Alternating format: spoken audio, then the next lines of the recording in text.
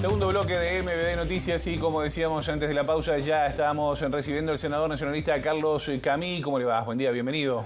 Buen día, muchas gracias por la invitación, un gusto participar del programa. Un placer recibirlo por acá. Decíamos allanamientos nocturnos, algo que ha generado mucha polémica en la previa y que seguramente va a seguir generando, pero que bueno, efectivamente se va a votar en un plebiscito en octubre de 2024. ¿Cómo se llegó a conseguir los votos en el Parlamento para poder habilitar esta norma? Yo recuerdo como si fuera hoy, en el año 2020, primeros meses de la gestión del actual gobierno, que me llamó el ex ministro Jorge Larrañaga, me convocó a una reunión a su despacho en el Ministerio del Interior y me dijo escuetamente, claramente, si siempre estuvimos de acuerdo, con más razón lo estoy ahora, siendo ministro del Interior, de la necesidad de habilitar los allanamientos nocturnos. Y ahí empezamos a trabajar, procuramos los asesoramientos jurídicos necesarios y promovimos la redacción de un nuevo artículo constitucional. El artículo 11 de la Constitución de la República establece la prohibición del allanamiento nocturno, aún con orden del juez. Comenzamos a trabajar, hablamos con todos los partidos políticos. En ese momento nosotros habíamos optado por el camino de una ley constitucional, que es la única de las 4 formas que establece la Constitución para ser reformada, que permite que en el mismo proyecto de ley se establezca la fecha en que se quiere plebiscitar. Y como se había corrido por la pandemia la elección departamental, entendíamos pertinente, oportuno, convocar a la ciudadanía a opinar sobre este tema, si se lograba sancionar la ley constitucional, en la misma elección departamental. No se obtuvieron en ese momento los votos necesarios, no había opiniones para ello, por tanto seguimos trabajando todos estos años y finalmente presentamos hace 2 días la propuesta por el camino de la iniciativa ante la Asamblea General, que logrado los 2/5 de respaldo de legisladores, promueve la consulta popular, pero necesariamente en la elección nacional próxima. Ahí está. Y es lo que se concretó con el respaldo de más de 2/5 de legisladores. 2/5 son 52 legisladores y se acompañaron esta iniciativa 71 firmas de legisladores de 6 de los 7 partidos presentes en el Parlamento. Ahí está, el senador, en ese marco, justamente el Frente Amplio no acompañó la iniciativa, usted dialogó con todos los partidos, me decía, ¿qué argumentó el Frente Amplio en este caso? Yo en el 2020, cuando conversé con el Frente Amplio, me consta que lo analizaron, se me respondió que no estaban las condiciones o no estaba la decisión del Frente Amplio para respaldarlo. Naturalmente que respetamos esa opinión. No se nos profundizó de cuáles son las razones. En las últimas horas hemos escuchado algunos argumentos, pero nosotros estamos convencidos, no tanto de mi opinión personal o la nuestra como sector político o partido político. Creo que hay opiniones calificadas en la materia, y no solamente en este gobierno, sino por lo menos del 2012 a esta parte, que han advertido de la necesidad de impulsar esta herramienta para darle más eficacia a la gestión de la policía y a la justicia. Le hablo, por ejemplo, del expresidente José Mujica, que lo dijo en el 2018, o el ex ministro del Interior, Eduardo Bonomi, o el ex fiscal de corte, el doctor Jorge Díaz, que alertó en el 2018 al país que éramos el único país en la región que no tenía esta posibilidad, o el expresidente de la Suprema Corte de Justicia, el doctor Jorge Shediac, o fundamentalmente la opinión de la policía profesional, el ex director nacional de la policía, ya en el año 2012, el inspector general Julio Barteche, lamentablemente fallecido, una referencia de la policía profesional del Uruguay, lo alertó y planteó que había que legislar en la materia. La actual fiscal de drogas especializada, la doctora Mónica Ferrero. Es decir, cuando uno escucha esto y aparte analiza que en el mundo de 203 países, las 193 constituciones de los países que componen las Naciones Unidas, más los 2 países que son observadores, la Santa Sede y el Estado de Palestina, y los 8 países que no integran las Naciones Unidas, por ejemplo Taiwán, la República Turca del Norte de Chipre, Kosovo, de todos ellos, de 203 países, solo 4 4 constituciones tienen la prohibición en la noche, aún con las garantías de la presencia del juez o la orden del juez, de habilitar esto. Dice, bueno, parece que el mundo va para un lado y nosotros nos aferramos a una norma que tiene casi 200 años. Ahora, ¿han sido efectivos los allanamientos nocturnos en otras partes del mundo o, si quieren, más cerca en la región? Sí, claro. Por esa razón, sobre todo en la ¿Qué nivel de efectividad han tenido? Bueno, ¿qué ha cambiado? La mayor. Recordemos que, sobre todo en América, durante el siglo XIX, todos los países tenían esta prohibición, que Uruguay la mantiene desde el año 1830. Pero ha cambiado el mundo. Por ejemplo, en buena parte del territorio nacional en 1830 no había luz eléctrica. Entonces tenía un sustento de razonabilidad que se distinguiera entre el día y la noche. Bueno, era impensado que una organización criminal pudiera desafiar al propio Estado, como hoy el narcotráfico en la región y en el país avanza.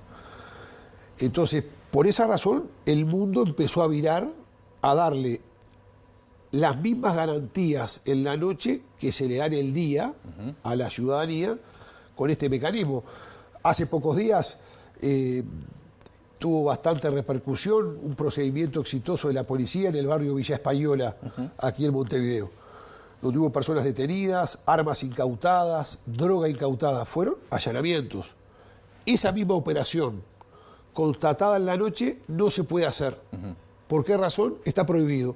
Yo me pregunto, ¿qué razón hay para no poder llevar adelante como herramienta en la noche lo que durante el día tiene buen suceso? Ya nos vamos a meter en el detalle concreto de cómo se realizan los operativos nocturnos en este caso y demás, pero ahora, ¿qué cambió en la sociedad desde la última vez que se consultó? Recuerdo la reforma Vivir sin Miedo de Jorge Larrañaga, que, bueno, finalmente no fue votada. ¿Qué cambió en nuestra sociedad desde esa consulta popular a la próxima?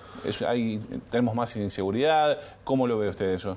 Yo creo que la inseguridad es un tema que existió en gobiernos anteriores y que existe en este gobierno, y que lamentablemente va a existir en el próximo, del signo que sea.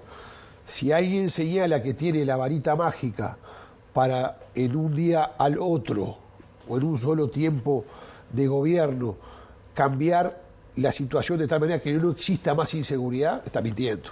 Es un flagelo vinculado, entre otras cosas, al narcotráfico, al avance del crimen organizado.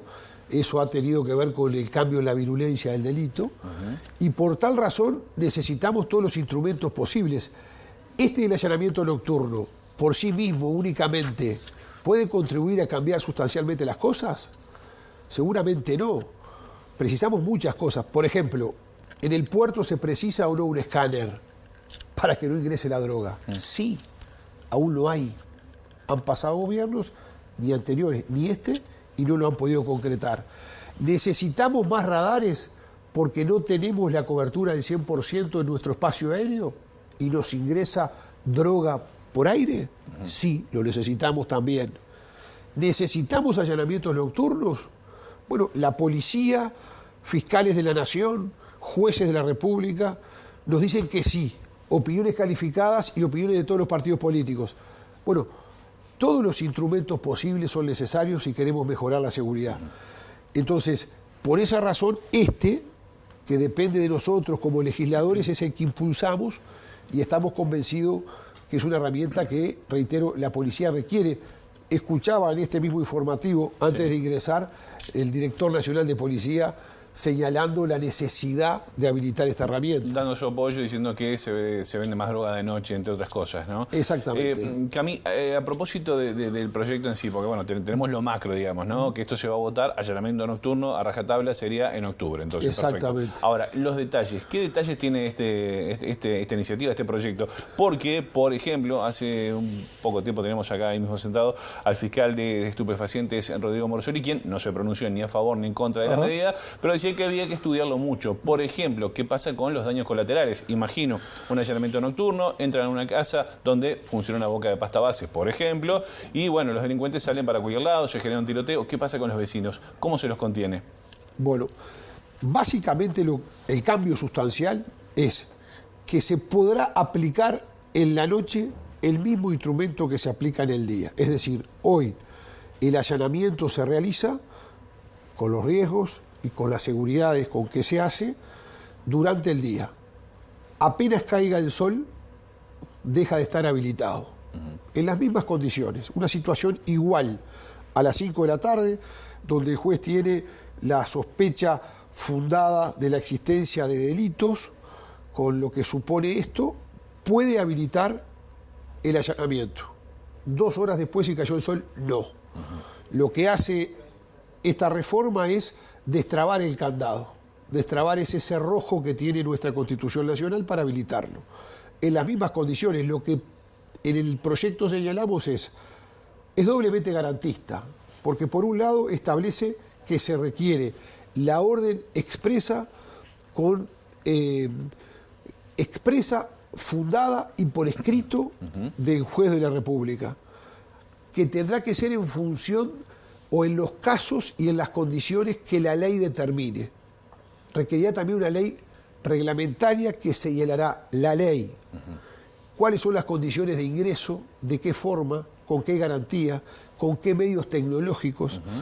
Por tanto, es doblemente garantista y va a permitir tener una herramienta a la policía y la justicia en el combate contra el narcotráfico, o fundamentalmente el narcomenudeo.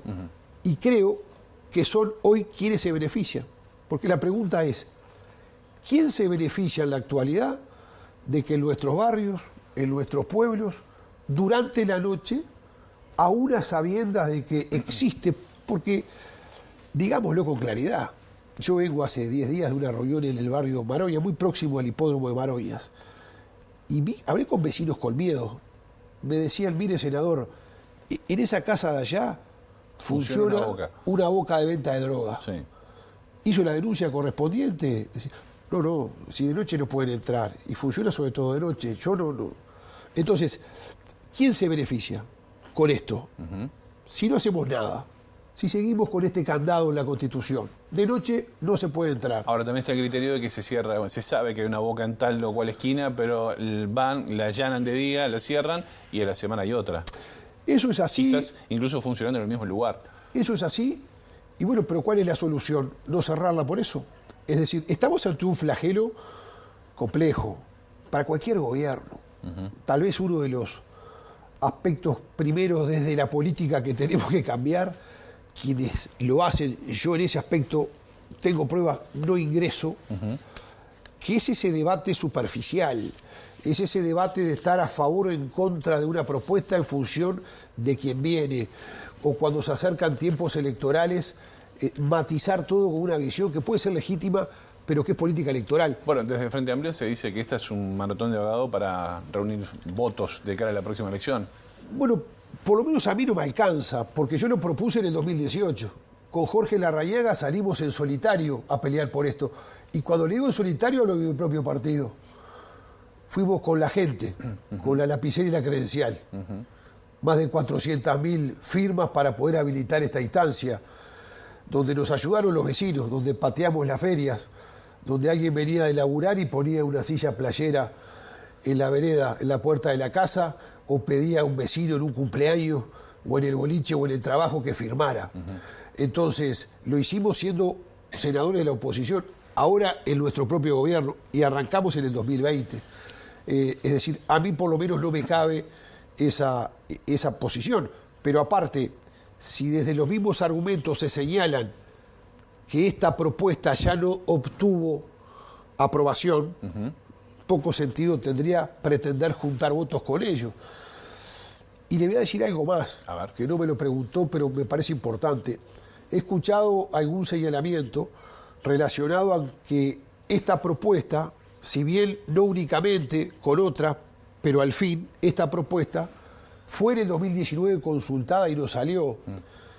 Bueno, acá hubo 2 plebiscitos relacionados a la ley de caducidad, donde se expidió la población y se terminó interpretando por ley otra cosa después.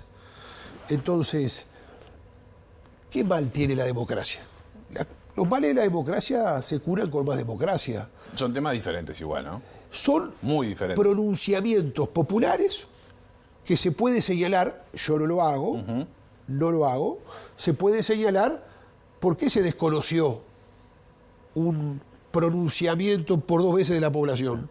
Lo que pasa es que estamos hablando de un tema larguísimo, porque allí sería terrorismo de Estado contra la gente en este Perfecto, caso, ¿no? pero no estamos hablando de estamos hablando de delincuencia y... Pero no estamos hablando del tema, estamos hablando de quien cuestiona, la persona que cuestiona de que porque un plebiscito 5 o 6 años después de haberse realizado se va a hacer de nuevo, no tiene legitimidad.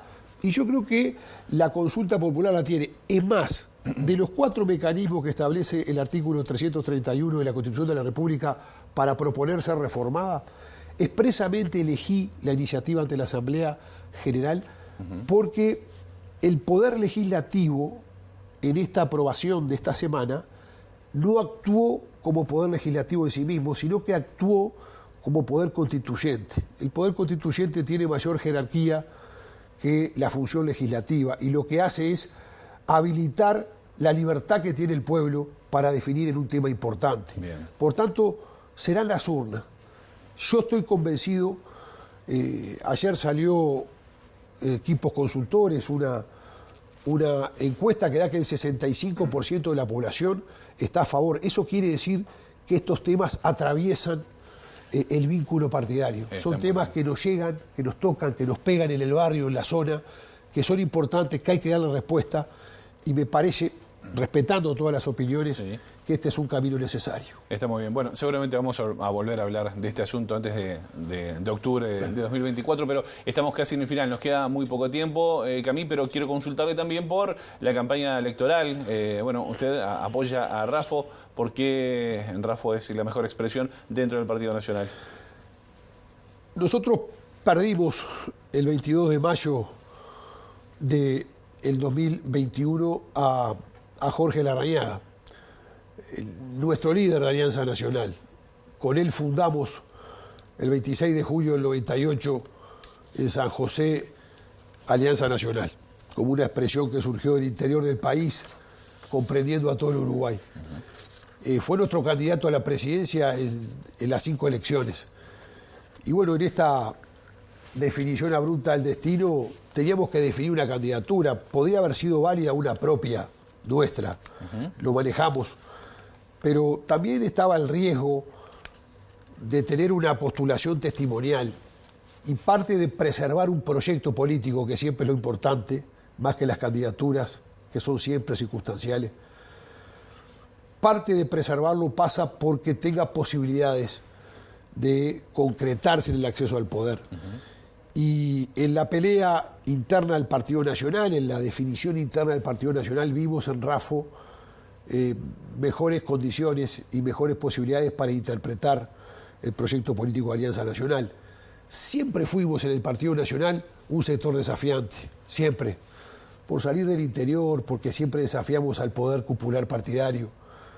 Y Laura es la candidatura desafiante, primero porque es mujer, porque desafía la estructura principal del partido vinculada al gobierno, y es una mujer inteligente, una economista con prestigio en su actividad privada, es una mujer sensible, le gusta escuchar, es una mujer joven, trabaja en equipos.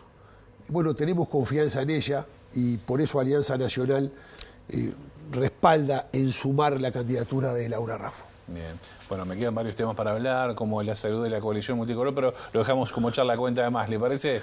Con mucho gusto, siempre para mí es un gusto estar en esta casa, les agradezco la invitación y la amabilidad de siempre. Y nosotros le agradecemos por venir, muy amable. Gracias. Hasta pronto. Bueno, nosotros les contamos ahora...